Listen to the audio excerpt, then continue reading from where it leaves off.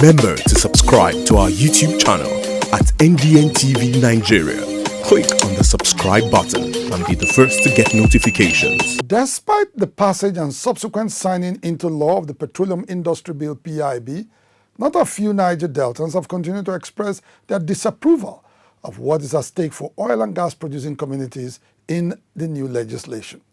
Correspondent to Kanami Ofori reports that their grouse with the Petroleum Industry Act is the provision of 3% of annual operation costs for development of host communities and 30% of profits for oil exploration in frontier basins in the new legislation. Prior to the passage of the PIB on the 1st of July 2021, the ideal percentage of revenues accruable to host communities had been a major bone of contention. While several interest groups had demanded 10% equity shareholding for host communities, the House of Representatives and the Senate approved 5% and 3% respectively. In the end, 3% was approved for the development of host communities and 30% for exploration of oil in the frontier basins.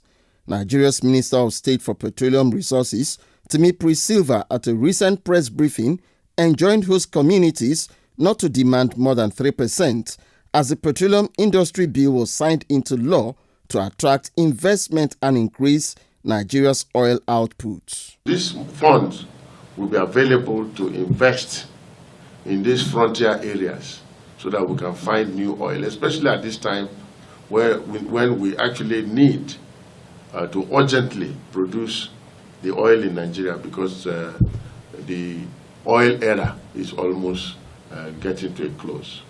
So we need to have this fund so that we don't look for monies, we don't start groping around for monies when we want to invest. However, Chairman of the Pan-Niger Delta Forum, Senator Emmanuel Ibok Essien, and Niger Delta activist Comrade Sharif Mulade insists that the 3% of operational costs earmarked for development of host communities in the Petroleum Industry Act is miserly and grossly inadequate to cater for their needs. We were asking for a minimum of 10%. And worse still, the conference committee still went ahead and recommended 3%, and it was passed by both houses, and the president went ahead to sign it into law. They forget that the Niger Delta region is the golden bed that lays the golden egg. We are not opposed to the signing, but we are only opposed to the 3% allocated to us because it's not enough.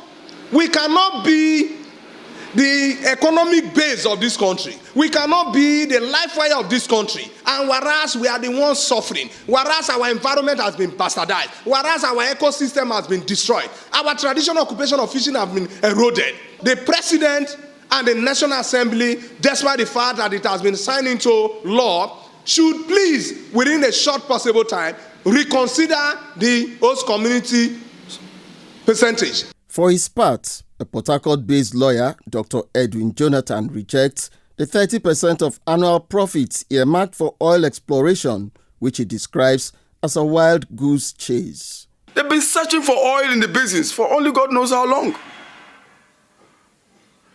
There's no oil in the basins. It should have been the other way around.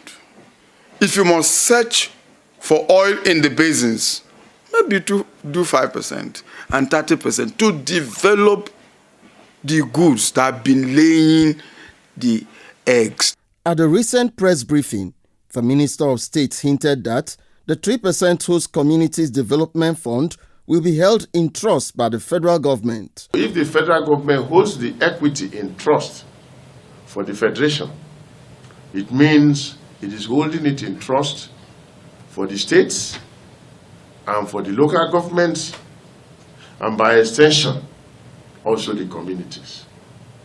That is what the federal government is doing. We are one country. Everything flows out of this country. So let us not make it look as if we are all different countries in this country. We have only one country. Professor of Economic History at the University of Port Harcourt, Ben Nanem, however, rejects it as a faulty implementation of the Petroleum Industry Act. To start with, the 3%, I don't consider it enough or adequate or a fair compensation for the aftermath or the consequences of oil exploration in the local communities. Having said that, that 3% is expected to go directly to the communities, and that is where the issue is. That is the one where the communities will benefit directly. And if possible, in fact, it is necessary to put more funds at the community level, since nothing has been done about accountability and productive use of the 13%. So that is the way the communities are going to benefit directly.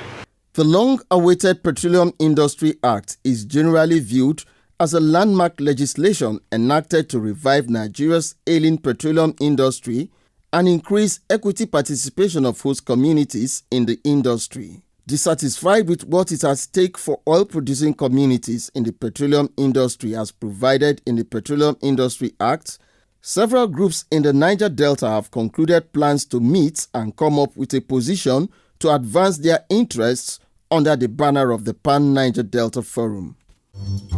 Inside the Niger Delta,